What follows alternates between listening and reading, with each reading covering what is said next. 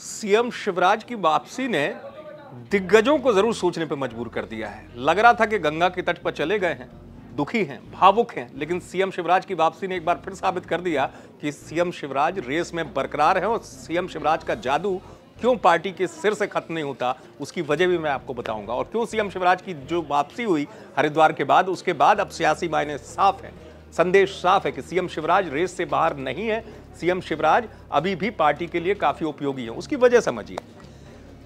कहा गया कि जब भावुक भाषण आया, लिस्ट में नाम नहीं आया था जब तक बुधनी से कि टिकट मिलेगा नहीं मिलेगा, उससे पहले तमाम अटकलें लगाई जाने लगी कि सीएम शिवराज जो है वो पार्टी की तरफ से साइडलाइन हो गए हैं।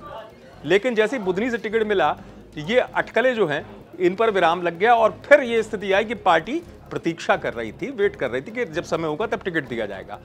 इसके मायने ऐसे समझिए कि जिस दौर में कांग्रेस मजबूती से अपनी सरकार बनाने का दावा कर रही हो मध्य प्रदेश में, वहां पर केवल एक योजना, लाडली बहना योजना, उसका प्रभाव नजर आया।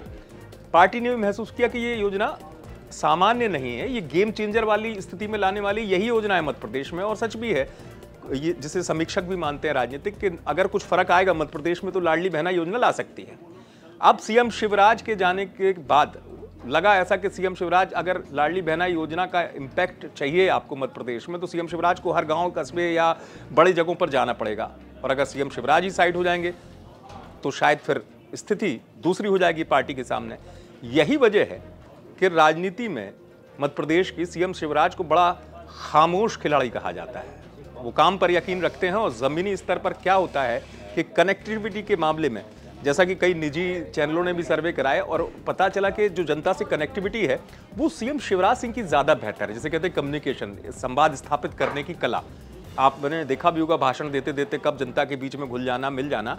वैसा वक्ता कहें या उस तरीके का कोई चेहरा मौजूदा दौर में बीजेपी के पास नहीं है। बीजेपी ने भले अपने दिग्गजों को, केंद्रीय मंत्रियों को मैदान में उतार दिया हो, लेकिन क्या जनता के साथ संवाद करने की क्षमता किसी और में है सीएम शिवराज के अतिरिक्त? ऐसा फिलहाल होता हुआ पार्टी को भी नजर नहीं आया। यही वजह है कि पार्टी ने सीएम शिवराज को टिकट देकर यह भी संदेश दे दिया, जो गणित लगा रहे थे कि सीएम शिवराज बाहर हो गए, उनके लिए संदेश साफ है कि सीएम शिवराज आज भी उपयोगी हैं उतना पार्टी के लिए। और बगैर शिवराज के मध्य प्रदेश चुनाव को जीत पाना शायद उतना आसान भी नहीं। आप देखते रहे एमपी तक।